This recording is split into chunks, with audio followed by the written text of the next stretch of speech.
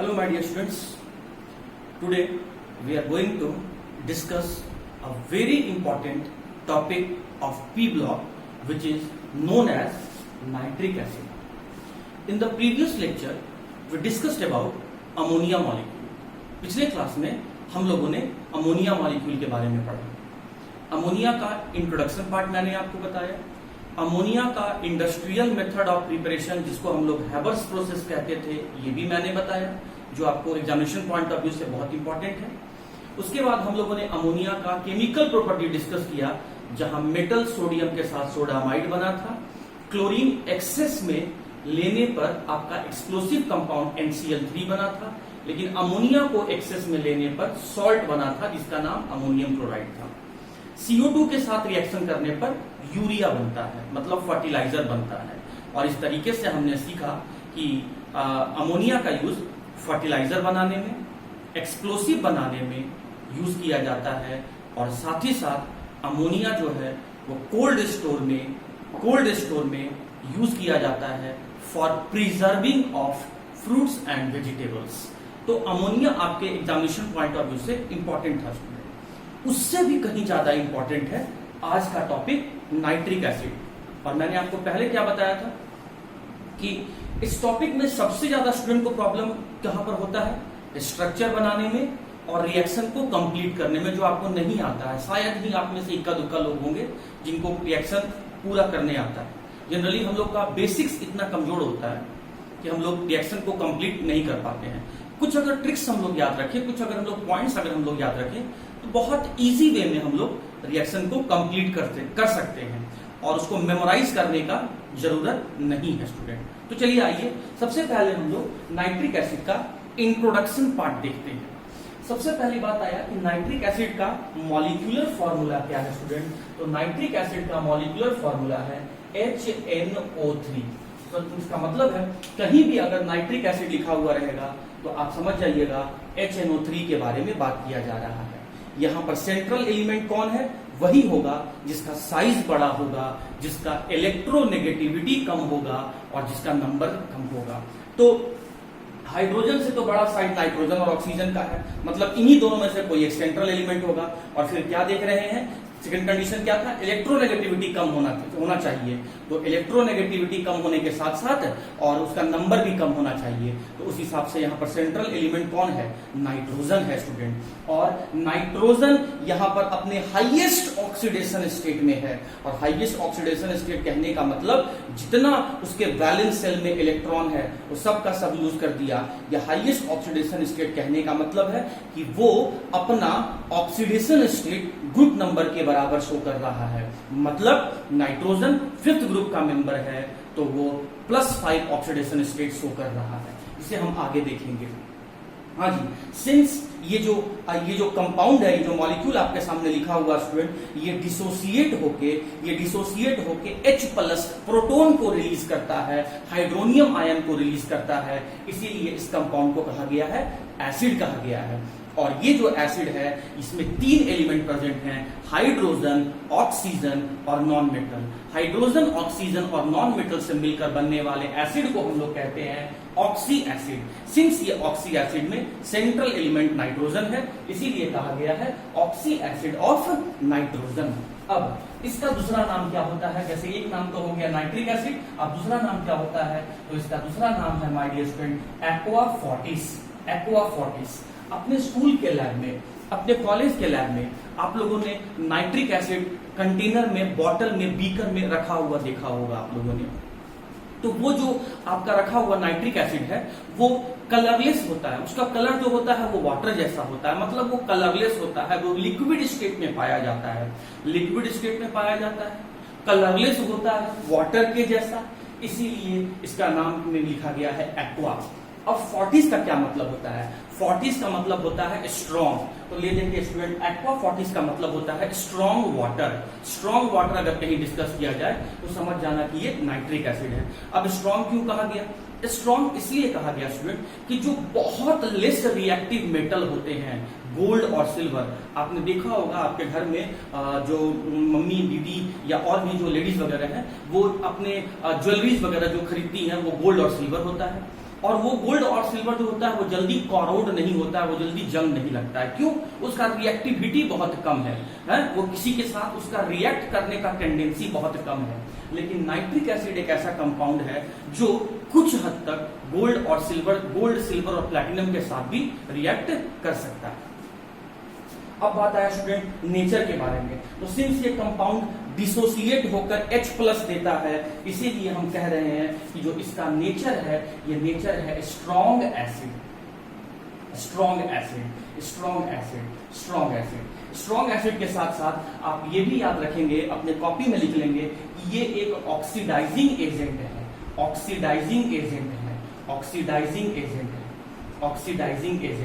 अब बात है स्टूडेंट कि ऑक्सीडाइजिंग एजेंट का मतलब क्या होता है? जो दो दूसरे को ऑक्सीडाइज करे और खुद को रिड्यूस करे। जो दूसरे को ऑक्सीडाइज करे और खुद को रिड्यूस करे उसको कहते हैं हम लोग ऑक्सीडाइजिंग एजेंट। अब दूसरे को ऑक्सीडाइज करने का मतलब क्या होता है? जो दूसरे को ऑक्सीजन दे या दूसरे से हाइड्रोजन और इलेक्ट्रॉन ले ले। जो दूसरे को ऑक्सीजन दे या दूसरे से हाइड्रोजन और इलेक्ट्रॉन ले ले, उसे ही हम कहते हैं कि ऑक्सीडाइजिंग एजेंट है। मतलब दूसरे को ऑक्सीडाइज कर देना और खुद को रिड्यूस कर लेना। खैर, अब बात आया स्टूडेंट हाइब्रिडाइजेशन का। तो यहां पर जो हाइब्रिडाइजेशन होता है उसको समझने से पहले सबसे पहले हम लोग इसका स्ट्रक्चर बनाते हैं। स्ट्रक्चर बनाना मैं आपको एक क्लास में, एक लेक्चर में पूरा कंपाउंड का स्ट्रक्चर बनाना सिखाऊंगा, बट फिलहाल अभी अगर हमको इसका स्ट्रक्चर बनाना है तो कैसे याद रखेंगे? तो देखिए, अगर ऑक्सी एसिड है, मैं उसके लिए बता रहा हूं अभी। अगर ऑक्सी एसिड है तो सबसे पहले उसमें देखो कि उसमें नंबर ऑफ हाइड्रोजन कितना है। जितना हाइड्रोजन होगा उतना OH ग्रुप जोड़ देना। बात आया सर OH ग्रुप किसके साथ जोड़े? तो सबसे पहले इसका स्ट्रक्चर बनाने के लिए आप सबसे पहले बताओ इसमें सेंट्रल एलिमेंट कौन है? सेंट्रल एलिमेंट नाइट्रोजन है। तो स्टूडेंट मैंने यहां पर नाइट्रोजन बना दिया। अब आपको क्या दिख रहा है? हाइड्रोजन है। तो जितना हाइड्रोजन है उतना हाइड्रोक्सी ग्रुप को जोड़ दो, उतना OH ग्रुप को जोड़ दो। तो ये देखिए, मैंने एक हाइड्रोजन है तो मैं यहां पर एक OH ग्रुप को जोड़ दिया। अब स्टूडेंट आप लोग को पता होगा कि नाइट्रोजन का जो कॉन्फ़िगरेशन होता है वो होता है 1s2, 2s2 और 2p3। 2s में 2 इलेक्ट्रॉन है और 2p में आपका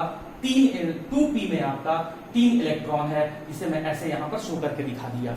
आपको मैंने पहले पढ़ाया था कि ये जो p के ऑर्बिटल्स में जो इलेक्ट्रॉन है, यहां से ये जो नाइट्रोजन है यहां से 3 कोवैलेंट बॉन्ड बनाएगा और यहाँ जो s ऑर्बिटल में जो 2 इलेक्ट्रॉन है वो पूरा डोनेट करके यहां से कोऑर्डिनेट बॉन्ड बनाएगा। इन 3 इलेक्ट्रॉन को शेयर करेगा, इसीलिए यहां से 3 कोवैलेंट बॉन्ड बनाएगा। इस पूरे का पूरे 2 इलेक्ट्रॉन जो s ऑर्बिटल में है इसको वो डोनेट कर देगा, इसीलिए यहां से कोऑर्डिनेट बॉन्ड बनाएगा। मतलब 3 बॉन्ड बनाने के बाद चौथा बॉन्ड जो नाइट्रोजन बनाता है वो कोऑर्डिनेट बॉन्ड बनाता है। आपको पता होगा कि ऑक्सीजन के वैलेंस शेल में 6 इलेक्ट्रॉन है। ऑक्टेट पूरा करने के लिए ऑक्सीजन को 2 इलेक्ट्रॉन चाहिए, इसीलिए ऑक्सीजन हमेशा आपका 2 बॉन्ड बनाएगा। जैसे देखिए आप यहाँ पे ऑक्सीजन जो है वो एक बॉन्ड हाइड्रोजन के साथ बनाया है और एक बॉन्ड नाइट्रोजन के साथ बनाया है। तो ऑक्सीजन 2 बॉन्ड बनाना चाह रहा है और यहाँ पर आप देख रहे हैं कि नाइट्रोजन 4 बॉन्ड मैक्सिमम बनाना चाह रहा है। तो खैर, सेंट्रल एलिमेंट नाइट्रोजन था तो मैंने यहाँ पर एक नाइट्रोजन बना दिया। एक हाइड्रोजन था तो मैंने एक हाइड्रोक्सी ग्रुप को जोड़ दिया। अब हम क्या देख रहे हैं कि 2 ऑक्सीजन और बचा हुआ है। तो 2 ऑक्सीजन और बचा हुआ है तो इसको मैंने 2 ऑक्सीजन को ऊपर नीचे ऐसे दिखा दिया। ठीक है, अब आपको पता है कि यहां से देखिए नाइट्रोजन क्या किया, p ऑर्बिटल का एक इलेक्ट्रॉन ये वाला जो है वो अपना इस ऑक्सीजन को डोनेट कर दिया। अब ऑक्सीजन को 2 इलेक्ट्रॉन चाहिए तो ये दोनों इलेक्ट्रॉन जो है नाइट्रोजन इस ऑक्सीजन को देकर शेयर करके इसके साथ डबल बॉन्ड कोवैलेंट बॉन्ड का फॉर्मेशन कर लेता है। अब बच गया ये भी डोनेट कर दिया अपर वाला, ये ऊपर वाला ऑक्सीजन को। अब बच गया s ऑर्बिटल में रहने वाला 2 इलेक्ट्रॉन, तो पूरा डोनेट करके यहाँ पर कोऑर्डिनेट बॉन्ड का फॉर्मेशन करता है। और इस तरीके से आप देख सकते हैं इजी वे में हम लोग नाइट्रिक एसिड का स्ट्रक्चर बना लिए। इस स्ट्रक्चर को बनाने से हम लोग क्या ऑब्जर्व कर रहे हैं स्टूडेंट कि ये जो कंपाउंड है ये टूटकर एक H+ दे रहा है, या इसके स्ट्रक्चर में एक हाइड्रोक्सी ग्रुप प्रेजेंट है। और इसीलिए हम लोग कह सकते हैं कि ऑक्सीडाइजिंग एजेंट के साथ साथ ये मोनोबेसिक भी हैं। मोनोबेसिक का मतलब मैंने आपको समझाया था कि जिसका बेसिसिटी 1 रहे, और बेसिसिटी 1 कहने का मतलब है जो टूट के एक H+ डोनेट करे या फिर उसके स्ट्रक्चर में एक हाइड्रोक्सी ग्रुप प्रेजेंट हो तो उसे हम लोग मोनोबेसिक कहते हैं। तो नेचर कैसा हो गया? Strong acid. क्यों? क्योंकि ये डिसोसिएट होकर, वाटर में डिसोसिएट होकर ये एक H+ रिलीज करता है। मोनोबेसिक क्यों बोले? क्योंकि इसके स्ट्रक्चर में यहाँ पर एक हाइड्रोक्सी ग्रुप प्रेजेंट है। ऑक्सीडाइजिंग एजेंट क्यों बोले? क्योंकि ये खुद इसके स्ट्रक्चर में ऑक्सीजन है और यही ऑक्सीजन जिसके साथ ये रिएक्ट करेगा, इसी ऑक्सीजन को ये दूसरे को डोनेट कर देगा और बदले में दूसरे से हाइड्रोजन और इलेक्ट्रॉन ले लेगा, मतलब दूसरे को ऑक्सीडाइज करके खुद को रिड्यूस कर लेगा। अब बात आता है स्टूडेंट हाइब्रिडाइजेशन। तो हाइब्रिडाइजेशन निकालने का मैंने तरीका भी आपको बताया था, क्लास 11 में आप जानते भी होंगे। सिंपल है कि अगर आपको सिग्मा बॉन्ड काउंट करने आता है तो आपको हाइब्रिडाइजेशन भी निकालने आ जाएगा। चलिए आप देख सकते हैं कि ये यहाँ पर सिग्मा बॉन्ड है। आप देख सकते हैं कि इसमें से जो डबल बॉन्ड बना है उसमें से एक बॉन्ड सिग्मा है और एक बॉन्ड पाई है। और ये बात भी आपको याद रखना है कि जो कोऑर्डिनेट बॉन्ड है स्टूडेंट, कोऑर्डिनेट बॉन्ड को भी आपको सिग्मा बॉन्ड ही कंसीडर करना होता है। तो sigma bond, how many sigma bond? 3 sigma bond are there. तो 3 सिग्मा बॉन्ड है, मतलब आपको 3 ऑर्बिटल चाहिए। तो पहला ऑर्बिटल किससे लीजिएगा? S से, और बचा हुआ 2 ऑर्बिटल किससे लीजिएगा? P से। तो इसका हाइब्रिडाइजेशन क्या निकल के आ जाएगा माय डियर स्टूडेंट? हाइब्रिडाइजेशन निकल के आ जाएगा sp2। और आपको पता ही है कि अगर हाइब्रिडाइजेशन आपका sp2 है तो शेप जो होगा वो शेप होगा आपका ट्राइगोनल प्लेनर। ट्राइगोनल प्लेनर मतलब ट्रायंगल के जैसा। और आप देख सकते हैं कि आपको ट्रायंगल जैसा स्ट्रक्चर नजर आएगा। अगर OH ग्रुप को इस बॉटम वाले ऑक्सीजन से डॉटेड लाइन से जोड़ दें, इस OH ग्रुप को इस ऊपर वाले ऑक्सीजन से डॉटेड लाइन से जोड़ दें, तो ये ट्रायंगल जैसा बनते आ रहा है, इसीलिए कहा गया है ट्राइगोनल। और जितने भी एटम हैं ये सब एक ही प्लेन में है, इसीलिए कहा गया है प्लेनर। प्लेनर का मतलब भी होता है माय डियर स्टूडेंट कि 120 डिग्री बॉन्ड एंगल है, मतलब इसके बीच में भी 120 डिग्री, इसके बीच में भी 120 डिग्री और इसके बीच में भी 120 डिग्री, मतलब बॉन्ड्स के बीच में 120 डिग्री एंगल है, इसीलिए कहा गया प्लेनर। और जब वो 120 डिग्री बॉन्ड जो है 120 डिग्री एंगल पर एडजस्ट हुआ तो मॉलिक्यूल का शेप जो है वो ट्रायंगल जैसा दिखने लगा, इसीलिए पूरा नाम पड़ गया है ट्राइगोनल प्लेनर। तो उम्मीद करता हूं ये इंट्रोडक्शन वाला पार्ट आपको समझ में आ गया होगा। Molecular formula, oxy acid, other name, nature, hybridization, shape और स्ट्रक्चर। एक बात मैं स्टूडेंट यहाँ पर रफ में आपको और बता देता हूं। अगर एक वर्ड आपने सुना होगा डाइल्यूट और एक वर्ड आपने सुना होगा कॉन्क। तो डाइल्यूट कहने का मतलब क्या होता है आइए समझ लेते हैं। कॉन्क कहने का मतलब होता है, इस बात को भी आइए समझ लेते हैं। आप ये बात बहुत अच्छे ढंग से जानते हैं कि एक सॉल्यूशन में 2 कंपोनेंट होते हैं, 2 टाइप के कंपोनेंट। मैं 2 कंपोनेंट नहीं बोला, 2 टाइप के कंपोनेंट होते हैं। एक होता है आपका सॉल्यूट और अगला होता है आपका सॉल्वेंट। जनरली सॉल्वेंट के तौर पे हम लोग वाटर लेते हैं, water is the universal solvent. तो कहने का मतलब जब सॉल्वेंट का मात्रा ज्यादा हो और सॉल्यूट का मात्रा कम हो, जब पानी ज्यादा हो जाए स्टूडेंट, वही मैं कह रहा हूं, जब सॉल्यूट कम हो और सॉल्वेंट ज्यादा हो, तो आप कहेंगे कि डाइल्यूट है। और अगर कॉन्क की बात आ रहा है तो कॉन्क कहने का मतलब होगा कि सॉल्यूट ज्यादा रहेगा और सॉल्वेंट आपका कम रहेगा। इसको ओके स्टूडेंट्स, तो इंट्रोडक्शन पॉइंट को समझने के बाद अब हम लोग समझेंगे industrial method of preparation of nitric acid. और इंडस्ट्रियल मेथड का मतलब मैंने आपको बताया था, ये कभी मत कहना कि जो इंडस्ट्री में प्रिपेयर किया जाता है उसे इंडस्ट्रियल मेथड कहते हैं, गलत। जब आप किसी भी एसिड, बेस, सॉल्ट या फिर किसी भी कोई भी कंपाउंड या मॉलिक्यूल को लार्ज स्केल में बनाते हैं, अधिक मात्रा में बनाते हैं, कॉमर्शियल पर्पस खरीद बिक्री करने के लिए बनाते हैं, तो large scale method of preparation, commercial purpose के लिए बनाया गया कंपाउंड को हम लोग कहते हैं इंडस्ट्रियल मेथड ऑफ प्रिपरेशन। अब इंडस्ट्रियल मेथड ऑफ प्रिपरेशन का क्या नाम दिया गया है? Ostwald process. जैसे हैबर्स प्रोसेस से अमोनिया बनता है, वैसे ही ओस्टवाल्ड साइंटिस्ट का नाम है, ओस्टवाल्ड प्रोसेस से नाइट्रिक एसिड बनता है।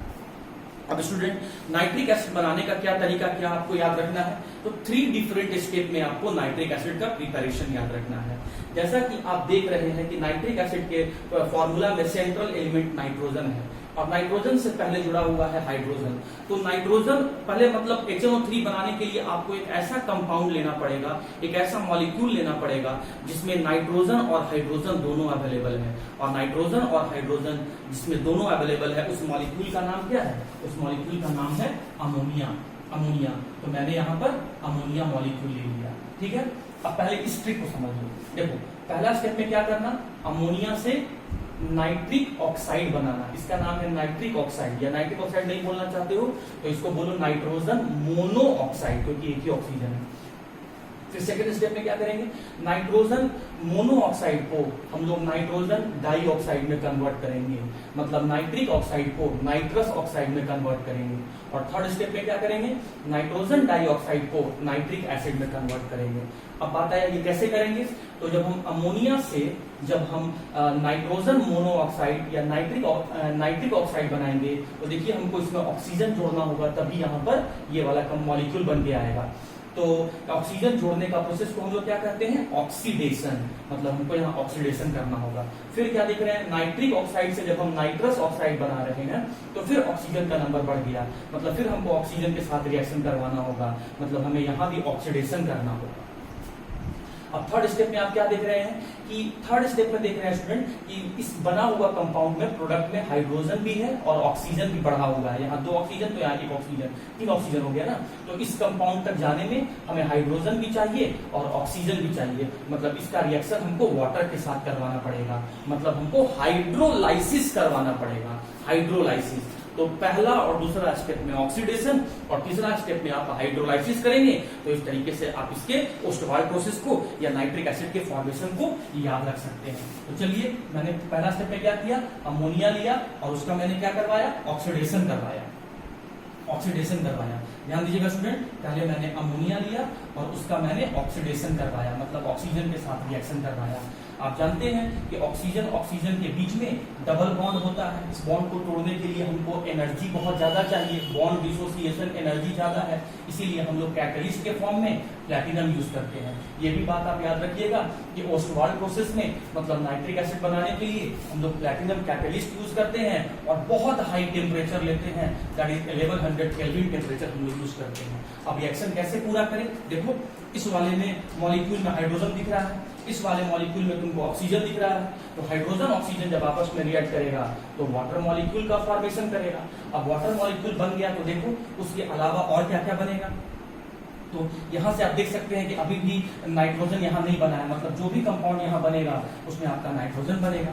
अब देखिए आप यहाँ पर स्टूडेंट पहले हाइड्रोजन को देख लीजिए, 4 × 3 12 हाइड्रोजन है, और इस साइड में कितना हाइड्रोजन दिख रहा है, कितना से मल्टीप्लाई कर देंगे 12 हो जाए, तो यहाँ पर 6 से मल्टीप्लाई करेंगे तो 6 × 2 12 हो गया। हाइड्रोजन पूरा का पूरा बाहर निकल गया, बचा क्या, नाइट्रोजन, और यहाँ से क्या बचा आपका, ऑक्सीजन। तो इसका मतलब जो कंपाउंड यहाँ बन रहा होगा वो नाइट्रोजन और ऑक्सीजन बन रहा होगा, नाइट्रोजन और ऑक्सीजन बन रहा होगा। अगर इस रिएक्शन को ऐसे नहीं पूरा करना चाहते हो तो यहाँ से ट्रिक से याद रखो कि जब हम अमोनिया का जब हम ऑक्सीडेशन करवाएंगे तो हमें जो प्रोडक्ट मिलेगा वो आपका नाइट्रोजन मोनो ऑक्साइड या नाइट्रिक ऑक्साइड बनेगा। अब इसमें देख लो, इस वाले में हाइड्रोजन है, इस वाले में ऑक्सीजन है, तो इसका मतलब हाइड्रोजन ऑक्सीजन के मिलने से वाटर मॉलिक्यूल जरूर बनेगा। अब बैलेंस कर दो, नाइट्रोजन कितना स्टूडेंट 4, तो यहाँ कितना से मल्टीप्लाई कर दिया 4 से, नाइट्रोजन बैलेंस हो गया। हाइड्रोजन कितना है 12, कितना से मल्टीप्लाई कर दे यहाँ पर 6 से, तो हाइड्रोजन भी बैलेंस हो गया। अब देख लो ऑक्सीजन कितना है 5 × 2 10 ऑक्सीजन है, देखो यहाँ 4 ऑक्सीजन हो गया और देखो यहाँ 6 ऑक्सीजन हो गया, मतलब 10 ऑक्सीजन पूरा हो गया। स्टेप 1 आपका पूरा हो गया। फिर हम क्या करेंगे, इसी नाइट्रोजन मोनोऑक्साइड या नाइट्रिक ऑक्साइड का फिर ऑक्सीडेशन करवा के हम यहाँ पर नाइट्रोजन डाइऑक्साइड बनाएंगे। तो हम यहाँ पर ले लिए स्टूडेंट, यहाँ से ध्यान दीजिए, ये जो कोफिशिएंट है स्टूडेंट ये थोड़ा आपको याद करना पड़ेगा, हाँ जी प्रैक्टिस करोगे हो जाएगा। फिर हम लोग इसी नाइट्रोजन मोनोऑक्साइड या फिर नाइट्रिक ऑक्साइड का ऑक्सीडेशन कर रहे हैं स्टेप 2 में। तो अब देखिए होगा क्या कि जब स्टेप 2 में इस नाइट्रिक ऑक्साइड या नाइट्रोजन मोनोऑक्साइड का ऑक्सीडेशन करेंगे तो नाइट्रोजन डाइऑक्साइड बन जाएगा। ये मैंने यहाँ पर बना दिया। अब बैलेंस कर लो, 2 नाइट्रोजन का एटम है तो 2 से यहाँ मल्टीप्लाई कर दिया, नाइट्रोजन बैलेंस हो गया। अब ऑक्सीजन देख लो, देखो इस वाले में 2 ऑक्सीजन और इस वाले में 2 ऑक्सीजन, तो ये देखिए टोटल ऑक्सीजन का एटम कितना हो गया 4, और यहाँ देखिए 2 × 2 4, मतलब 4 ऑक्सीजन भी हम लोग का हो गया। अब हम क्या करेंगे, स्टेप नंबर 3 में इस नाइट्रोजन डाइऑक्साइड को लेंगे, तो यहाँ बन के आया, इस नाइट्रोजन डाइऑक्साइड को लेंगे, ये लीजिए, ये मैंने नाइट्रोजन डाइऑक्साइड को लिया। स्टिचियोमेट्रिक कोफिशिएंट आपको याद करना पड़ेगा, तो यहाँ पर कितना मॉलिक्यूल इसका लेना है, 3 मॉलिक्यूल लेना है। फिर क्या करवाना है, वाटर के साथ रिएक्शन, और वाटर के साथ रिएक्शन को हम लोग क्या बोलेंगे, हाइड्रोलाइसिस, और हाइड्रोलाइसिस करना शुरू किया हम लोग। तो यहाँ से जो कंपाउंड बन के आएगा स्टूडेंट, वो कंपाउंड क्या बन के आएगा, वो कंपाउंड आपका बन के आएगा नाइट्रिक एसिड। चलिए इसको बैलेंस करते हैं। नाइट्रोजन का कितना एटम दिख रहा है, 3 एटम दिख रहा है, अब पहला स्टेप में आप यहाँ पर देखे थे कि पहला स्टेप में स्टूडेंट हम लोग यहाँ पर अमोनिया का ऑक्सीडेशन करवाए थे in the presence of platinum catalyst and 1100 kelvin temperature. तो पहला स्टेप में क्या बन के आ गया, नाइट्रिक ऑक्साइड या नाइट्रोजन मोनोऑक्साइड बन के आ गया। फिर इसी नाइट्रिक ऑक्साइड का स्टूडेंट हम लोग फिर से यहाँ पर ऑक्सीडेशन करवाएं, तो यहाँ से नाइट्रोजन डाइऑक्साइड बन के आ गया। और इसी नाइट्रोजन डाइऑक्साइड का हम लोग जब हाइड्रोलाइसिस करेंगे तो यहाँ से आपका नाइट्रिक एसिड बन के आ गया। अब आपको ये भी याद रखना है कि यहाँ पर बाई प्रोडक्ट के रूप में आपका यहाँ पर नाइट्रिक ऑक्साइड भी बन के आता है। चलो अब बैलेंस करना शुरू करते हैं। हाँ जी, तो देखिए यहाँ पर कितना नाइट्रोजन का आइटम है, 3 नाइट्रोजन का आइटम है। यहाँ तो एक नाइट्रोजन आइटम हो गया, तो यहाँ से कितना मल्टीप्लाई कर दे, टोटल 3 हो जाए, तो यहाँ पर 2 से मल्टीप्लाई करेंगे तो यहाँ 2 नाइट्रोजन और यहाँ 1 नाइट्रोजन, 3 नाइट्रोजन हो गया। अगर वैसे नहीं समझ में आया स्टूडेंट तो ऐसे देखो, यहाँ पर 2 हाइड्रोजन का एटम है, लेकिन यहाँ पर कितना हाइड्रोजन का एटम है, एक ही है, तो कितना से मल्टीप्लाई करेंगे, 2 से, तो हाइड्रोजन बैलेंस हो गया। और आप देख सकते हैं कि हाइड्रोजन बैलेंस होने के साथ साथ नाइट्रोजन भी आपका यहाँ पर बैलेंस हो गया, 2 नाइट्रोजन यहाँ से और 1 नाइट्रोजन आपका यहाँ से। मान लीजिए कि सर हमको अगर ये नहीं पता है तो फिर हम कैसे करेंगे, बहुत सिंपल है, इतना तो आपको पता ही होगा स्टूडेंट कि थर्ड स्टेप में नाइट्रोजन डाइऑक्साइड का जब हम हाइड्रोलाइसिस करेंगे तो नाइट्रिक एसिड बनेगा। तो हम यहाँ पर नाइट्रोजन डाइऑक्साइड ले लिए, हाइड्रोलाइसिस करवाने के लिए वाटर ले लिए और नाइट्रिक एसिड हम बना दिए। अब ये चीज तो तुमको याद रखना पड़ेगा कितना मॉलिक्यूल लेना पड़ेगा, ठीक है। हाइड्रोजन कितना लिया, 2 लिया, तो यहाँ 2 से मल्टीप्लाई किए तो हाइड्रोजन तो बैलेंस हो गया। बट हम क्या देख रहे हैं, यहाँ पर नाइट्रोजन का 3 एटम है, यहाँ पर तो नाइट्रोजन का 2 ही एटम होगा। इसका मतलब एक नाइट्रोजन का एटम तो और बन रहा होगा, मतलब एक मॉलिक्यूल और बन रहा है, कोई ना कोई और बन रहा है बाई प्रोडक्ट के रूप में जिसमें नाइट्रोजन अवेलेबल है।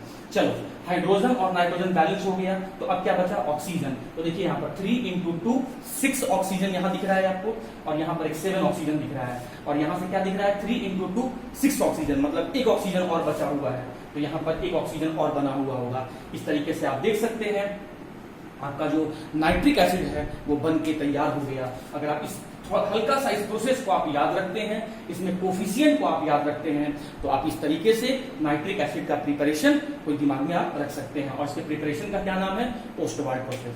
तो उम्मीद करते हैं स्टूडेंट इंट्रोडक्शन पॉइंट के बाद इंडस्ट्रियल मेथड ऑफ प्रिपरेशन भी आपको समझ में आ गया होगा। अब आगे इसका हम लोग केमिकल प्रॉपर्टीज मतलब केमिकल रिएक्शन को स्टडी करते हैं। ओके स्टूडेंट्स, तो आइए अब हम लोग पढ़ते हैं chemical properties of nitric acid, ठीक है। मतलब नाइट्रिक एसिड का हम लोग केमिकल रिएक्शन देखेंगे, तो उसमें हम लोग 2 केस लेंगे, एक बार लेंगे कंसंट्रेटेड नाइट्रिक एसिड और एक बार लेंगे dilute nitric acid. Concentrated nitric acid का मतलब है कि नाइट्रिक एसिड का अमाउंट ज्यादा है और वाटर का अमाउंट कम है। डाइल्यूट नाइट्रिक एसिड कहने का मतलब है स्टूडेंट कि नाइट्रिक एसिड का अमाउंट कम है लेकिन सॉल्वेंट वाटर का अमाउंट ज्यादा है। सबसे पहले आप एक बात याद रखना कि नाइट्रिक एसिड एक ऑक्सीडाइजिंग एजेंट है, मतलब सामने वाले को ऑक्सीडाइज करेगा और खुद को रिड्यूस करेगा। सामने वाले को ऑक्सीडाइज करने का मतलब है कि सामने वाले को ऑक्सीजन देगा और उससे हाइड्रोजन या इलेक्ट्रॉन लेगा। है सबसे पहला बात याद रखता रिएक्शन में, जब कभी कंसंट्रेटेड नाइट्रिक एसिड रहेगा तो कुछ बने चाहे नहीं बने नाइट्रोजन डाइऑक्साइड जरूर बनेगा, और जब कभी डाइल्यूट नाइट्रिक एसिड रहे तो कुछ बने चाहे नहीं बने नाइट्रोजन मोनोऑक्साइड जरूर बनेगा। ठीक है, पहला पॉइंट याद रहेगा। उसके बाद स्टूडेंट आपको याद रखना है कि नाइट्रिक एसिड ऑक्सीडाइजिंग एजेंट है, इसीलिए हीट करने पर या डिसोसिएट होने पर ये टूट के आपका नेसेंट ऑक्सीजन देगा, मतलब सामने वाले को ऑक्सीजन देगा, मतलब ये डिसोसिएट होकर अपने में से ऑक्सीजन को रिलीज करेगा और ये नेसेंट ऑक्सीजन रिलीज करेगा। इसे हम यहाँ पर स्क्वायर ब्रैकेट में लिखे। क्यों लिखे यहाँ पर? क्योंकि ये डिसोसिएट होकर ऑक्सीजन दे रहा है, और क्यों दे रहा है? क्योंकि ऑक्सीडाइजिंग एजेंट है। यही बात इसके लिए भी है, नाइट्रिक एसिड ऑक्सीडाइजिंग एजेंट है, इसीलिए डिसोसिएट होकर सामने वाले को ऑक्सीजन देगा। किस तरह का ऑक्सीजन? Highly reactive oxygen. और हाईली रिएक्टिव ऑक्सीजन को हम लोग क्या कहते हैं? Nascent oxygen. और नेसेंट ऑक्सीजन को हम लोग कैसे लिखते हैं? स्क्वायर ब्रैकेट में लिख दिए, ये काम हो गया। उसके बाद आपको और क्या याद रखना है कि हाइड्रोजन ऑक्सीजन अगर है तो कुछ बने चाहे नहीं बने वाटर मॉलिक्यूल जरूर बनेगा, तो लिख दिए। हाइड्रोजन ऑक्सीजन अगर है तो कुछ बने चाहे नहीं बने वाटर मॉलिक्यूल जरूर बनेगा। अब इसको रिएक्शन पूरा हो गया तो बैलेंस कर देते हैं। बैलेंसिंग का तरीका क्या है? पहले हाइड्रोजन ऑक्सीजन को छोड़कर बचे हुए एलिमेंट को बैलेंस करो। तो कितना नाइट्रोजन दिख रहा है? 2। तो यहाँ कितना से मल्टीप्लाई करते हैं? 2। तो नाइट्रोजन 2 एटम हो गया, बैलेंस हो गया। अब किसका बारी आया? हाइड्रोजन का। हाइड्रोजन में कितना एटम दिख रहा है? 2। और यहाँ देख सकते हैं कि हाइड्रोजन का 2 एटम है, मतलब हाइड्रोजन भी आपका बैलेंस है। अब लास्ट में क्या बचा? Oxygen atom. ऑक्सीजन एटम कितना दिख रहा है, तो 3 इंटू 2 6 ऑक्सीजन का एटम। तो यहाँ हो गया एक ऑक्सीजन का एटम, यहाँ हो गया 2 इंटू 2 4, 4 + 1 5 ऑक्सीजन का एटम हो गया, और ये रहा आपका एक ऑक्सीजन का एटम। मतलब ये पूरा रिएक्शन बैलेंस्ड है। तो क्या याद रखना है मेरे भाई कि जब कभी कंसंट्रेटेड नाइट्रिक एसिड रहे तो आपका नाइट्रोजन डाइऑक्साइड, वाटर मॉलिक्यूल और नेसेंट ऑक्सीजन रिलीज होगा। हाँ जी, अब डाइल्यूट नाइट्रिक एसिड में जो कंपोनेंट बना उसको बैलेंस करते हैं। तो कैसे बैलेंस करेंगे, सबसे पहले हाइड्रोजन ऑक्सीजन को छोड़कर जो एलिमेंट बचा है उसको बैलेंस कर रहे हैं। तो कौन सा आपको दिख रहा है, हाइड्रोजन ऑक्सीजन के अलावा नाइट्रोजन। तो नाइट्रोजन का कितना आइटम दिख रहा है, 2। तो यहाँ मल्टीप्लाई कितना से कर दिए, 2। तो यहाँ पर नाइट्रोजन आइटम आपका बैलेंस हो गया। उसके बाद किसका बारी आया, हाइड्रोजन एटम का। कितना दिख रहा है, 2। तो हाइड्रोजन एटम भी यहाँ आपको 2 एटम दिख रहा है, मतलब रिएक्टेंट और प्रोडक्ट साइड में हाइड्रोजन एटम का नंबर भी इक्वल है, मतलब वो भी बैलेंस है। अब किसका बारी आया, ऑक्सीजन का। 3 इंटू 2 मतलब 6 ऑक्सीजन का एटम रिएक्टेंट साइड में दिख रहा है। यहाँ पर देखिए एक ऑक्सीजन का एटम, यहाँ पर देखिए 2 ऑक्सीजन का एटम, तो 2 + 1 3 ऑक्सीजन का एटम हो गया। बचा कितना और, 3 ऑक्सीजन का एटम। तो यहाँ हम लोग 3 से मल्टीप्लाई कर दिए। तो कहने का मतलब स्टूडेंट कि जब डाइल्यूट नाइट्रिक एसिड रहे तो आपका नाइट्रोजन मोनोऑक्साइड या नाइट्रिक ऑक्साइड बनता है, वाटर बनता है और नेसेंट ऑक्सीजन बनता है। यही नेसेंट ऑक्सीजन जो है वो जाकर दूसरे के साथ रिएक्ट करेगा, मतलब जो भी नाइट्रिक एसिड के साथ रिएक्ट करने के लिए आएगा ये नेसेंट ऑक्सीजन तुरंत उस कंपाउंड या उस मॉलिक्यूल के साथ रिएक्ट करेगा। है तो आपको सबसे पहले बात याद रखना है कि जब कभी कंसंट्रेटेड नाइट्रिक एसिड रहे, कुछ बने चाहे नहीं बने, नाइट्रोजन डाइऑक्साइड जरूर बनेगा। उसी तरीके से जब कभी भी डाइल्यूट नाइट्रिक एसिड रहे तो कुछ बने चाहे नहीं बने, आपका नाइट्रोजन मोनोऑक्साइड या नाइट्रिक ऑक्साइड आपका जरूर बन के आएगा। ये नाइट्रस ऑक्साइड, ये नाइट्रिक ऑक्साइड, ये नाइट्रोजन डाइऑक्साइड, ये आपका नाइट्रोजन मोनोऑक्साइड। हाइड्रोजन ऑक्सीजन है तो वाटर जरूर बनेगा, हाइड्रोजन ऑक्सीजन है तो वाटर जरूर बनेगा। ऑक्सीडाइजिंग एजेंट है तो नेसेंट ऑक्सीजन जरूर बनेगा। ऑक्सीडाइजिंग एजेंट अगर है तो नेसेंट ऑक्सीजन जरूर रिलीज होगा। बस उसको बैलेंस कर दो, रिएक्शन हो गया। तो आइए अब हम इसी नाइट्रिक एसिड का रिएक्शन डाइल्यूट और कॉन्क लेते हुए मेटल, नॉन मेटल और कंपाउंड्स के साथ रिएक्शन हम लोग। ओके स्टूडेंट्स, तो आपके एग्जामिनेशन पॉइंट ऑफ व्यू से इंपॉर्टेंट रिएक्शन स्टार्ट करने जा रहे हैं। आप जानते हैं कि नाइट्रिक एसिड जो है ये ऑक्सीडाइजिंग एजेंट है, मतलब दूसरे को ऑक्सीडाइज करेगा, मतलब दूसरे का ऑक्सीडेशन करवाएगा। तो इसलिए पहला केस हम लोग क्या स्टडी करने जा रहे हैं स्टूडेंट, पहला केस में हम लोग स्टडी करने जा रहे हैं ऑक्सीडेशन ऑफ नॉन मेटल। मतलब ये नॉन मेटल के साथ रिएक्ट करेगा, नॉन मेटल का ऑक्सीडेशन करवाएगा। और कौन कौन सा नॉन मेटल हमको लेना है, कार्बन, फास्फोरस, सल्फर और आयोडीन। कार्बन मोनो एटॉमिक होता है इसीलिए मैंने सिर्फ एक ही एटम लिया। फास्फोरस टेट्रा एटॉमिक होता है, आप जानते होंगे, मैंने इस चैप्टर में बताया था कि नाइट्रोजन डाई एटॉमिक है, बाकी सभी आपका टेट्रा एटॉमिक है और बिस्मथ आपका मोनो एटॉमिक रहता है, स्टार्टिंग में बताया था मैंने। तो फास्फोरस टेट्रा एटॉमिक होता है इसीलिए P4। सल्फर ऑक्टा एटॉमिक होता है इसीलिए मैंने 8 एटम लिया है, इसलिए मैंने S8 लिखा है। आयोडीन डाई एटॉमिक होता है इसलिए मैंने आयोडीन का 2 एटम लिया है और इसलिए मैं I2 लिखा हूं। अब मोनो एटॉमिक क्यों नहीं लिखा, क्योंकि वो उस कंडीशन में उसका ऑक्टेट नहीं पूरा होता है और वो अनस्टेबल होता है। सिंस जो नॉन मेटल हैं वो बहुत लेस रिएक्टिव होते हैं और इसीलिए इनके रिएक्टिविटी को बढ़ाने के लिए हम लोग यहाँ पर कंसंट्रेटेड नाइट्रिक एसिड के साथ ही रिएक्शन करवाएंगे। डाइल्यूट के साथ, डाइल्यूट नाइट्रिक एसिड जो है वो नॉन मेटल के साथ नहीं रिएक्ट करता है ड्यू टू लो या less reactivity of the non metal. इसीलिए हम लोग नाइट्रिक एसिड को कैसा लेना है, नाइट्रिक एसिड को हम लोग को कंसंट्रेटेड फॉर्म में लेना है। एक इंपॉर्टेंट पॉइंट आपको यहां पर याद रखना स्टूडेंट कि जब कभी भी कंसंट्रेटेड नाइट्रिक एसिड का नॉन मेटल के साथ रिएक्शन करवाइएगा तो ये जो कंसंट्रेटेड नाइट्रिक एसिड है ये इस नॉन मेटल को ऑक्सीडाइज करेगा और ऑक्सीडाइज करके उसको ऑक्सी एसिड में, इस नॉन मेटल को ऑक्सी एसिड में कन्वर्ट कर देगा। मतलब कार्बन को कार्बोनिक एसिड में, फास्फोरस को फास्फोरिक एसिड में, सल्फर को सल्फ्यूरिक एसिड में, आयोडीन को आयोडिक एसिड में कन्वर्ट कर देगा। ये सारे के सारे ऑक्सी एसिड हैं। ऑक्सी एसिड ऑफ कार्बन नाम है carbonic acid, oxy acid of phosphorus नाम है phosphoric acid, oxy acid of sulphur नाम है sulphuric acid, oxy acid of iodine और नाम है आयोडिक एसिड। हाँ जी, तो अब यहाँ पे आ जाइए स्टूडेंट कि सबसे पहले आपको क्या यहाँ मैंने क्या बताया कि नाइट्रिक एसिड जब इस नॉन मेटल के साथ रिएक्ट करेगा तो इस नॉन मेटल को ऑक्सीडाइज कर देगा ऑक्सी एसिड में। मतलब इसका तो हो गया ऑक्सीडेशन, इसका तो हो गया स्टूडेंट ऑक्सीडेशन, मतलब नॉन मेटल का हो गया आपका ऑक्सीडेशन और ये कन्वर्ट हो गया ऑक्सी एसिड में। और ये नॉन मेटल भी क्या करेगा, इस नाइट्रिक एसिड का करवाएगा रिडक्शन। और मैंने बताया था कि जब कभी भी कंसंट्रेटेड नाइट्रिक एसिड लेंगे तो नाइट्रोजन डाइऑक्साइड बनेगा, और सिंस इसमें हाइड्रोजन ऑक्सीजन है तो बाई प्रोडक्ट के रूप में आपका वाटर मॉलिक्यूल बनेगा। तो आइए अब हम इस रिएक्शन को यहाँ पर कंप्लीट करते हैं। उससे पहले स्टूडेंट अब हमको यहाँ पर एक ट्रिक मैं हम यहाँ बताते हैं, ध्यान से समझिएगा। उस ट्रिक के लिए आपको इसमें central element carbon, central element phosphorus, central element sulphur और सेंट्रल एलिमेंट आयोडीन का ऑक्सीडेशन स्टेट पता होना चाहिए।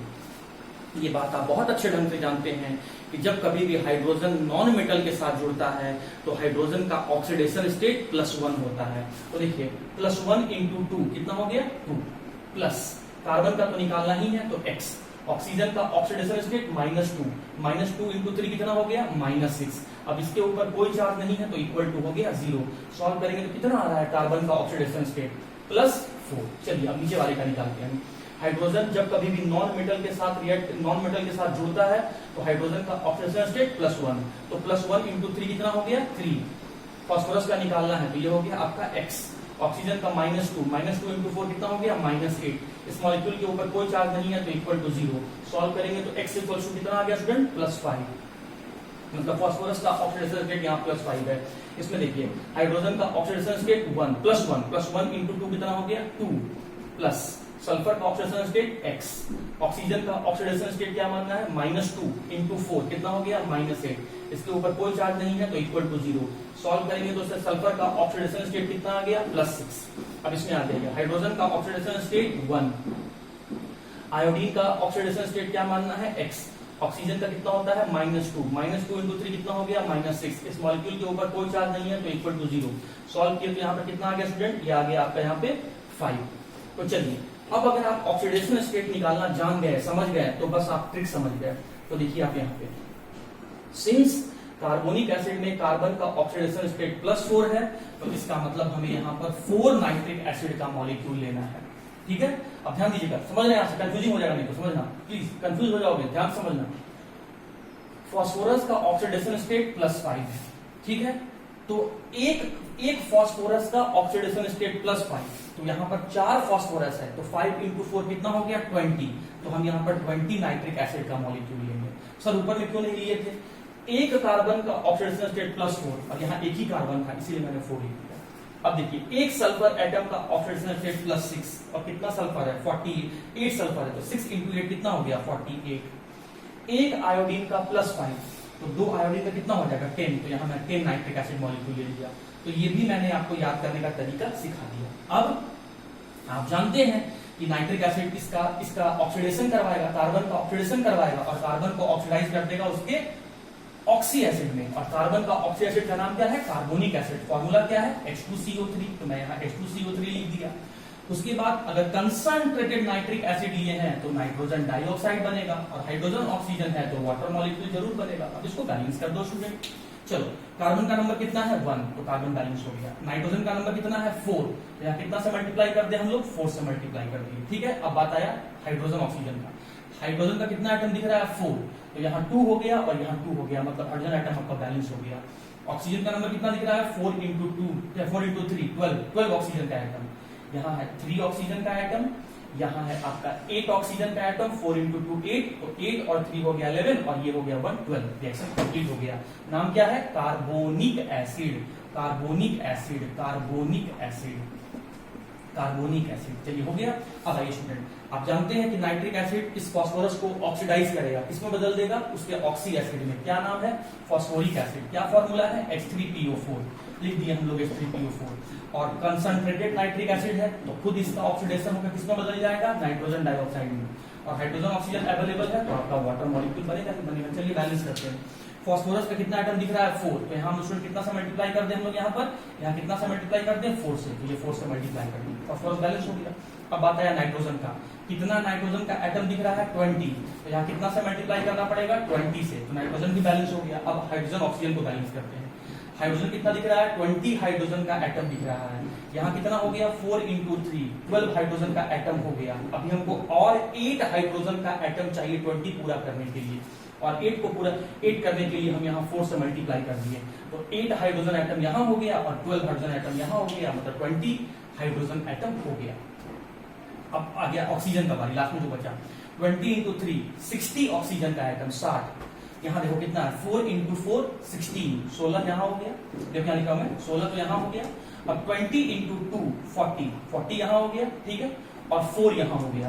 तो आप जानते हैं स्टूडेंट 16 प्लस 40 56 प्लस 4 60 हो गया ऑक्सीजन एटम बैलेंस। कितना इजी रिएक्शन है।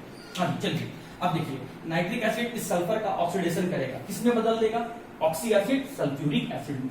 क्या फॉर्मूला है सल्फ्यूरिक एसिड का, H2SO4। और कंसंट्रेटेड नाइट्रिक एसिड लिए हैं तो कुछ बने चाहे नहीं बने, नाइट्रोजन डाइऑक्साइड जरूर बनेगा, और हाइड्रोजन ऑक्सीजन है तो यहाँ पर वाटर मॉलिक्यूल। अब बैलेंस करते हैं, सल्फर का यहाँ 8 एटम है तो यहाँ 8 से मल्टीप्लाई कर दिए, सल्फर बैलेंस हो गया।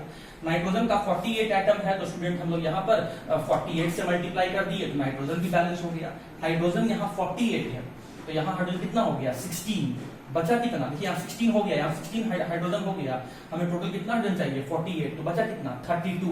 तो कितना से यहाँ मल्टीप्लाई कर दें, तो 16 से मल्टीप्लाई कर देंगे तो 16 इंटू 2 हो गया 32, मतलब 32 हाइड्रोजन और 16 हाइड्रोजन 48 हाइड्रोजन, हाइड्रोजन बैलेंस हो गया।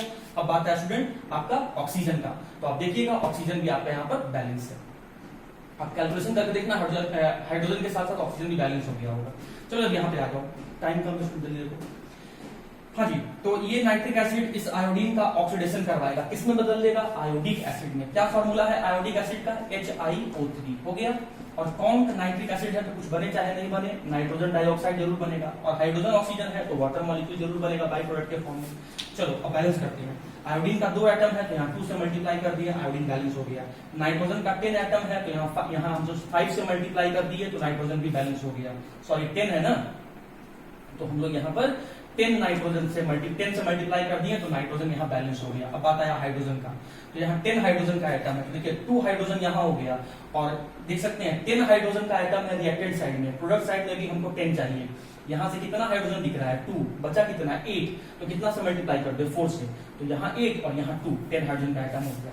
हाइड्रोजन को बैलेंस करते हैं, ऑक्सीजन भी बैलेंस हो ही गया होगा, बट फिर भी देख लो 10 इंटू 3 30 ऑक्सीजन का एटम है, 3 इंटू 2 6 ऑक्सीजन यहाँ हो गया, 10 इंटू 2 20 ऑक्सीजन यहाँ हो गया, और 4 यहाँ हो गया। आप देखिए स्टूडेंट कि आपका 20 प्लस 6 26 और प्लस 4 30, मतलब 30 ऑक्सीजन का ऐड हो गया। इसका नाम क्या है, आयोडिक एसिड। आयोडिक एसिड इसका नाम क्या है, सल्फ्यूरिक एसिड। सल्फ्यूरिक एसिड इसका नाम क्या है student, phosphoric acid. Phosphoric acid. तो अगर ऊपर वाला ट्रिक जो मैंने यहाँ पर बताया ये, और साथ ही साथ इसका फॉर्मूला और रिएक्शन बैलेंस करना अगर आपको आता है स्टूडेंट, तो आप इस तरह के रिएक्शन को आप पूरा कर सकते हैं, और कोई भी नॉन मेटल का रिएक्शन आप ऐसे पूरा कर सकते हैं। तो उम्मीद करता हूं एग्जामिनेशन में आप इसको सॉल्व करके आएंगे, और एक बार प्रैक्टिस करना, प्रैक्टिस करोगे तभी तुमसे बनेगा, अचानक से नहीं बनेगा, एक ही दिन में पेन नहीं चलने लगेगा। प्रैक्टिस करो, बनना शुरू हो जाएगा, कॉन्फिडेंस गेन करना शुरू कर दोगे। तो चलिए oxidation of non okay students, तो आइए अब हम लोग केस 2 स्टडी करते हैं, that is oxidation of metal. मतलब नॉन मेटल के बाद अब नाइट्रिक एसिड जो है वो मेटल को ऑक्सीडाइज करेगा। इसके लिए मैंने क्या किया, 2 टाइप का मेटल को ले लिया। एक मेटल देखिए मैंने जिंक लिया है, और एक मेटल मैंने देखिए कॉपर लिया है। और क्या किया है कि जिंक का कंसंट्रेटेड नाइट्रिक एसिड के साथ भी रिएक्शन करवाया हूं, और जिंक का डाइल्यूट नाइट्रिक एसिड के साथ भी रिएक्शन करवाने जा रहा हूं। उसी तरीके से कॉपर का भी जो है वो कंसंट्रेटेड नाइट्रिक एसिड के साथ भी रिएक्शन करवाने जा रहे हैं, और कॉपर का फिर डाइल्यूट नाइट्रिक एसिड के साथ रिएक्शन करवाने जा रहे हैं। एग्जाम में आप देख लीजिएगा स्टूडेंट की क्या दिया हुआ है, और अगर कुछ नहीं लिख के दिया है कि कौन है कि डाइल्यूट है, तो आपको एग्जाम में दोनों लिख के आना है, कंसंट्रेटेड का केस भी और डाइल्यूट का केस भी लिख के आना है। अब देखो एक बात सुनो, समझो बात को ध्यान से। अब बात आया सर कि आप यही 2 मेटल क्यों लिए हैं सर, जिंक और कॉपर ही क्यों लिए हैं, तो उसके पीछे रीजन है स्टूडेंट कि आपके सिलेबस में इसी दो मेटल का रिएक्शन दिया हुआ है। बात आया कि यही 2 मेटल का रिएक्शन क्यों दिया हुआ है, तो चलिए पहले इधर समझते हैं फ्लो चार्ट। देखिए ये एक्टिविटी सीरीज है, एक्टिविटी सीरीज क्या होता है, arrangement of metal in the decreasing order of their reactivity. Metal का किसी दूसरे के साथ रिएक्ट करने का टेंडेंसी के घटते हुए क्रम, के आधार पे सजाकर एक चेन बनाना, एक लाइन बनाना, इसी को हम लोग कहते हैं एक्टिविटी सीरीज ऑफ मेटल। समझो बात को ध्यान से। जैसे तुम स्कूल के असेंबली में लाइन में लगते थे, कैसे? Increasing order of the height, increasing order of the height. जैसे रिजल्ट आया तो सबका मार्क्स लगाया गया, तो जिसका मार्क्स हाईएस्ट है उसको ऊपर रखा गया और जिसका मार्क्स लोवेस्ट है उसको नीचे रखा गया। तो ये हो गया डिक्रीजिंग ऑर्डर ऑफ मार्क्स, ये है डिक्रीजिंग ऑर्डर ऑफ रिएक्टिविटी। तो मेटल को रिएक्टिविटी के डिक्रीजिंग ऑर्डर में अरेंज कर देना, इसी को हम लोग कह रहे हैं रिएक्टिविटी सीरीज या activity series of metal. Highly reactive इसमें जो मैंने लिखा उसमें हाईली रिएक्टिव क्या बता रहा है? पोटासियम। और लेस रिएक्टिव क्या बता रहा है? गोल्ड। अब देखो ध्यान से, बीच में यहां पर नॉन मेटल हाइड्रोजन आ गया है, बाकी सब मेटल है, यहां पर बीच में एक नॉन मेटल हाइड्रोजन आ गया है। ठीक है, हालांकि इस सीरीज के बारे में हम लोग अपने फिजिकल केमिस्ट्री चैप्टर इलेक्ट्रोकेमिस्ट्री में स्टडी करेंगे डिटेल से, बट फिलहाल स्टूडेंट अभी आप ध्यान दीजिएगा, हाइड्रोजन से ऊपर जितने भी मेटल रखे गए हैं ये सब हाईली रिएक्टिव है, और हाइड्रोजन से नीचे जितने भी मेटल रखे गए हैं, कॉपर, मरकरी, सिल्वर और गोल्ड, ये सब लेस रिएक्टिव है। तो हाईली रिएक्टिव में से एक ले लिया गया है जिंक, और लेस रिएक्टिव में से एक ले लिया गया है आपका कॉपर। तो ये हो गया आपका टाइप 1 और ये हो गया आपका टाइप 2। यही मैंने किया है, ये हो गया आपका टाइप 1 और ये हो गया स्टूडेंट आपका टाइप 2। तो जैसा जिंक के साथ रिएक्शन करवाएं उसी में से आप बाकी के साथ भी रिएक्शन कर सकते हैं, जैसा कॉपर के साथ रिएक्शन करवा रहे हैं बाकी के साथ भी रिएक्शन कर सकते हैं। इस बात को ध्यान में रखते हुए कि नाइट्रिक एसिड सिल्वर और गोल्ड के साथ रिएक्शन नहीं करता है। नाइट्रिक एसिड, सिल्वर और गोल्ड, जिनको एक साथ हम लोग नोबल मेटल कहते हैं, very very less reactive metal कहते हैं, नाइट्रिक एसिड सिल्वर और गोल्ड के साथ रिएक्शन नहीं करता है। तो जिंक के जगह पर एग्जाम में अगर इनमें से कोई आ जाए तो वही काम करना जो मैं जिंक में सिखाने जा रहा हूं, और अगर कॉपर की जगह मरकरी आ जाए तो वही काम करना जो मैं यहाँ कॉपर के साथ सिखाने जा रहा हूं। ध्यान रखना, मेटल डाइल्यूट और कॉन्क दोनों के साथ रिएक्ट करता है, मेटल कंसंट्रेटेड नाइट्रिक एसिड और डाइल्यूट नाइट्रिक एसिड दोनों के साथ रिएक्ट करता है। चलो, अब जब ये तुम समझ गए तो मैं इसको यहां से हटा दे रहा हूं, इसका मुझे जरूरत नहीं है स्टूडेंट। अब समझिएगा बात को ध्यान से। अब यहां से देखिए, जब कभी भी आप कंसंट्रेटेड नाइट्रिक एसिड लेकर मेटल का रिएक्शन करवाएंगे तो कुछ बने चाहे नहीं बने, ये कंसंट्रेटेड नाइट्रिक एसिड इस मेटल को बदल देगा, ऑक्सीडाइज कर देगा। किसमें? मेटल नाइट्रेट में।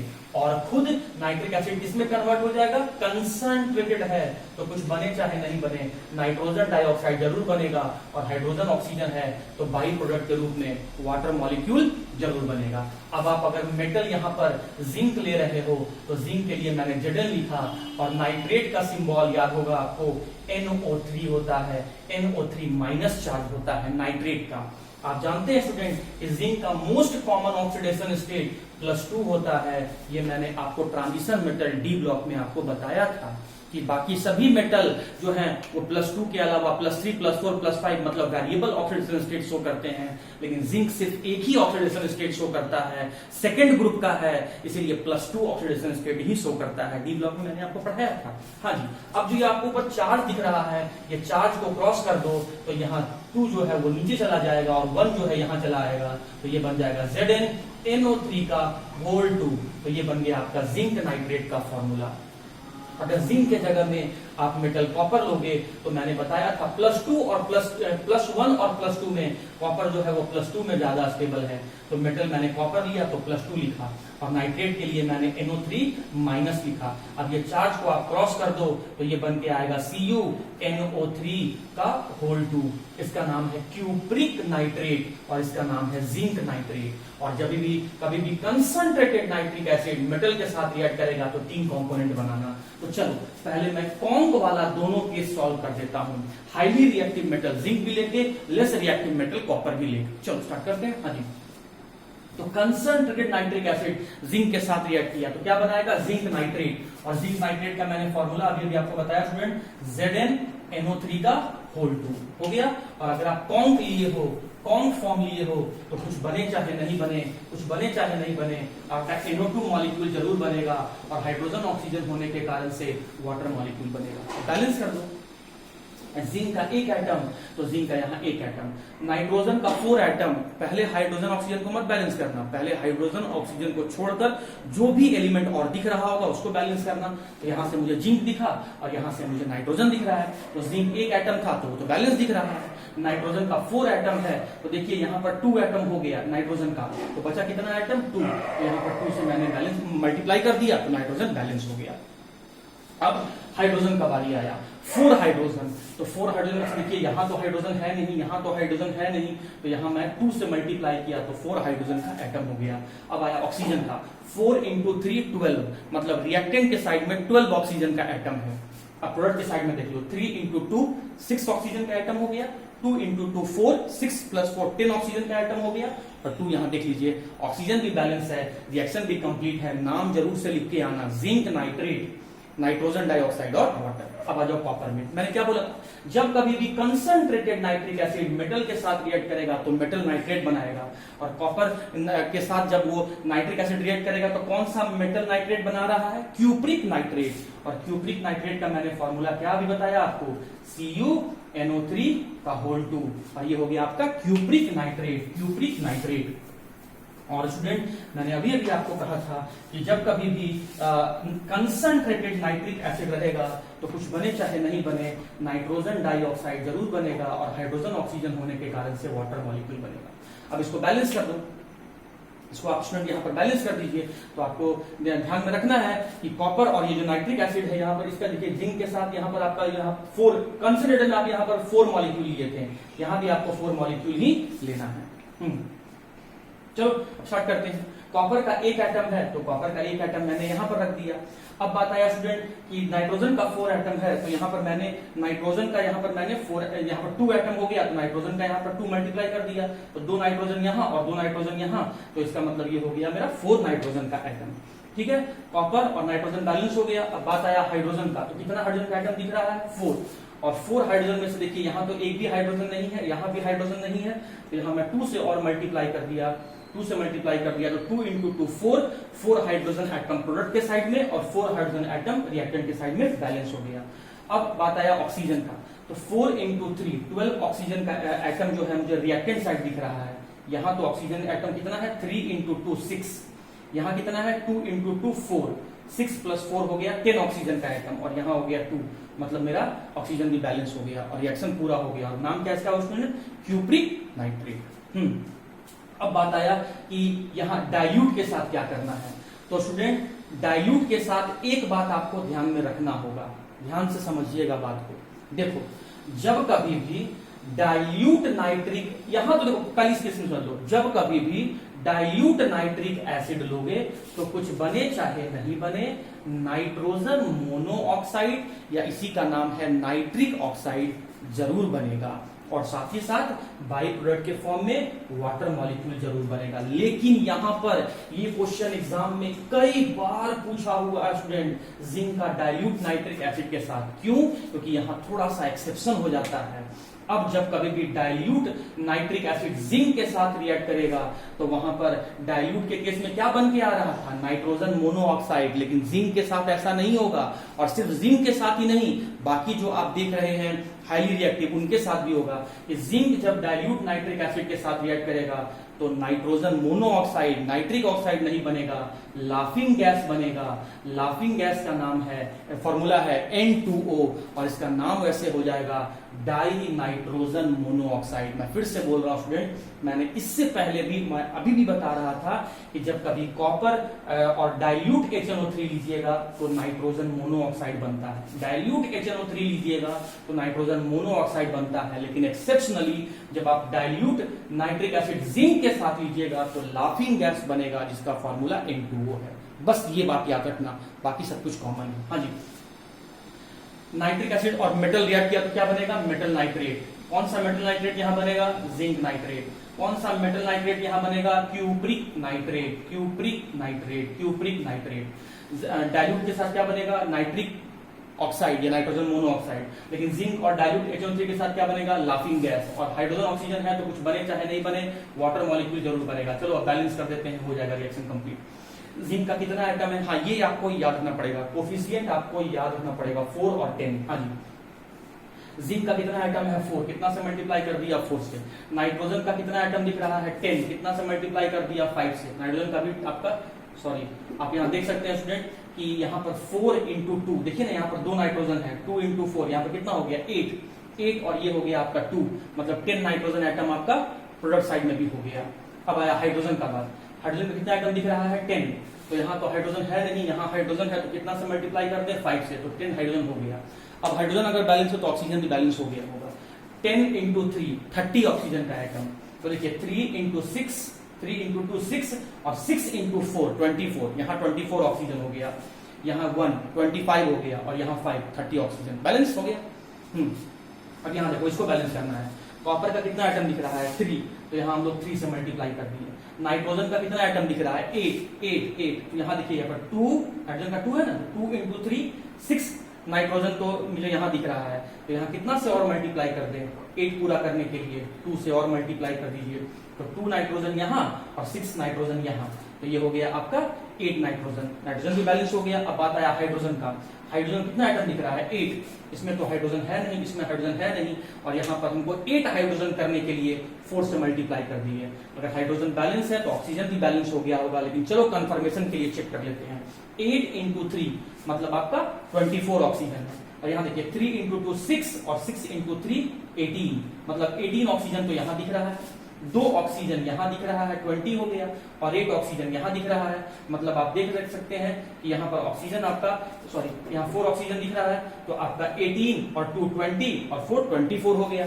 24 प्रोडक्ट के साइड में और 8 इंटू 3 24 रिएक्टेंट के साइड में, तो आपका hydrogen oxygen nitrogen copper, hydrogen oxygen nitrogen copper balance हो गया और रिएक्शन भी पूरा हो गया। ध्यान क्या रखना है कि कंसंट्रेटेड नाइट्रिक एसिड जब मेटल के साथ रिएक्ट करेगा तो मेटल नाइट्रेट और आपका जो ऑक्सीडाइज प्रोडक्ट मेटल नाइट्रेट के साथ साथ कौन के HNO3 में नाइट्रोजन डाइऑक्साइड बनेगा।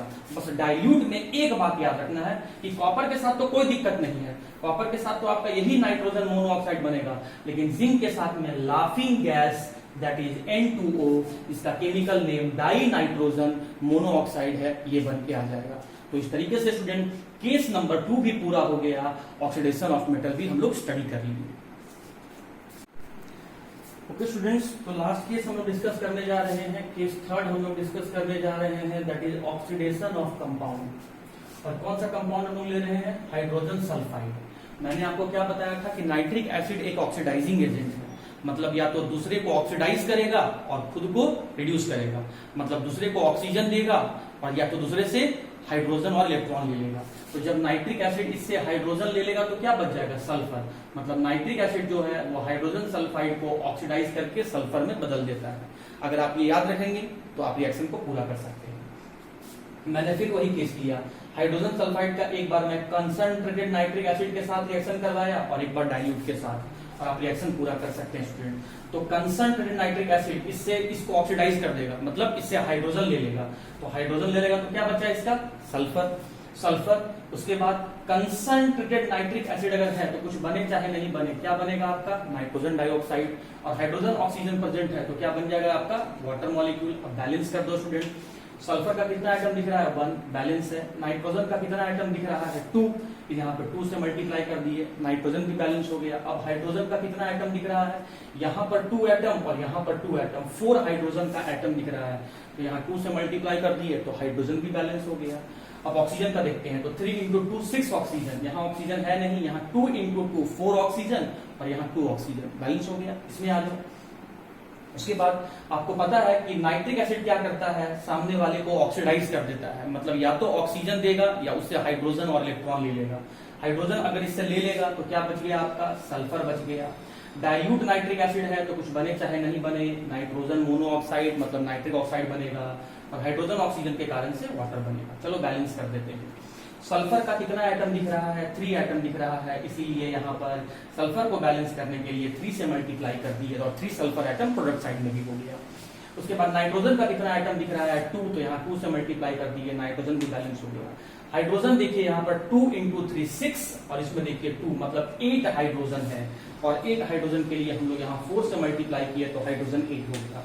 अब बात आया ऑक्सीजन का, तो 3 इंटू 2 6 ऑक्सीजन का एटम रिएक्टेंट के साइड में है, यहाँ तो ऑक्सीजन है नहीं, यहाँ 2 ऑक्सीजन और यहाँ 4 ऑक्सीजन, मतलब ऑक्सीजन भी बैलेंस हो गया। और इस तरीके से देखिए कितना इजी है नाइट्रिक एसिड का प्रिपरेशन और रिएक्शन, जो आपको याद रखना है। और लास्ट में स्टूडेंट्स मैं आपको इसका यूज बता देता हूं, आप ध्यान रखिएगा। देखिए नाइट्रिक एसिड का यूज हम लोग करते हैं एक्वा रेजिया बनाने में। ऑब्जेक्टिव में ये भी क्वेश्चन कई बार पूछा गया है। अब हम बात कर रहे हैं यूज ऑफ नाइट्रिक एसिड, ठीक है, यूज ऑफ नाइट्रिक एसिड। तो नाइट्रिक एसिड का यूज करते हैं एक्वा रेजिया बनाने में। एक्वा रेजिया क्या होता है? Mixture of nitric acid and hydrochloric acid 1:3 ratio में। कहने का मतलब 1 part of nitric acid and 3 part of hydrochloric acid जब आप मिलाएंगे तो जो आपका इन दोनों एसिड के मिलने से जो आपका प्रोडक्ट बन के आएगा उसे ही हम कहते हैं एक्वा रेजिया। अब कहने का मतलब नाइट्रिक एसिड का एक पार्ट लिए, अगर हम 100 ml बना रहे हैं एक्वा रेजिया तो उसमें से नाइट्रिक एसिड का एक पार्ट होना चाहिए, मतलब 25 ml नाइट्रिक एसिड होना चाहिए, और 3 पार्ट हाइड्रोक्लोरिक एसिड का होना चाहिए, मतलब 75 ml पार्ट होना चाहिए। और दोनों को कंबाइन करेंगे तो 100 ml आपका एक्वा रेजिया बन के आ जाएगा। तो एक्वा रेजिया बनाने में नाइट्रिक एसिड का यूज करते हैं। और एक्वा रेजिया होता है mixture of nitric acid and hydrochloric acid in the ratio of 1:3, 1 part nitric acid और 3 part hydrochloric acid. Second, nitric acid जो है वो एक्सप्लोसिव, विस्फोटक, बॉम्ब बनाने में भी यूज होता है। कौन सा बॉम्ब? दैट इज आपका ट्राई नाइट्रोटोल्यूइन। ट्राई नाइट्रोटोल्यूइन एक एक्सप्लोसिव का नाम है। एंड पिक्रिक एसिड, स्टूडेंट हम लोग इसको ऑर्गेनिक केमिस्ट्री में पढ़ेंगे, मैं ज्यादा अभी यहाँ डिस्कस नहीं कर रहा हूँ। पिक्रिक एसिड और ट्राई नाइट्रोटोल्यूइन, इसका पूरा नाम है ट्राई नाइट्रोटोल्यूइन। टोल्यूइन मैंने बताया था, आपको याद कीजिए, डिटेल पढ़ेंगे हम लोग ऑर्गेनिक केमिस्ट्री में। तो एक्सप्लोसिव बनाने में यूज करते हैं ट्राई नाइट्रोटोल्यूइन और पिक्रिक एसिड। ये तो इसका हार्मफुल हो गया यूज। अब यूजफुल क्या है? फर्टिलाइजर बनाने में यूज करते हैं, जैसे अमोनियम नाइट्रेट, मैं फॉर्मूला लिख दे रहा हूं, अमोनियम नाइट्रेट NH4NO3, और एक और fertilizer calcium nitrate that is CaNO3 का होल 2। तो यूजफुल चीज क्या बना रहे हैं? फर्टिलाइजर। उसके बाद हार्मफुल चीज क्या बना रहे हैं? एक्सप्लोसिव, ट्राई नाइट्रोटोल्यूइन और पिक्रिक एसिड। और फिर जैसे गोल्ड और प्लैटिनम जो है वो नाइट्रिक एसिड के साथ रिएक्ट नहीं करता है, लेकिन वो एक्वा रेजिया जैसे स्ट्रॉन्ग एसिड के मिक्सचर के साथ रिएक्ट करता है। तो इसीलिए नाइट्रिक एसिड का यूज हम लोग एक्वा रेजिया बनाने में करते हैं। तो ये था स्टूडेंट आपका नाइट्रिक एसिड का यूज, नाइट्रिक एसिड का रिएक्शन, नाइट्रिक एसिड का प्रिपरेशन और नाइट्रिक एसिड का इंट्रोडक्शन। नाइट्रिक एसिड आपका खत्म हो गया। अब हम लोग नाइट्रोजन पूरे तरीके से खत्म कर चुके हैं। सिर्फ हम लोग को 5th ग्रुप में फास्फोरस पढ़ना है। तो नेक्स्ट क्लास से हम लोग फास्फोरस स्टार्ट करेंगे। और यहां से मैं सबको बता दूं एक बात, बहुत जल्द 3-4 दिन के अंदर में ऐप से पढ़ाई स्टार्ट होने वाला है स्टूडेंट। तो हम लोग जब ऐप से स्टार्ट करेंगे तो मैं प्रोसेस क्या है मैं बता दूंगा।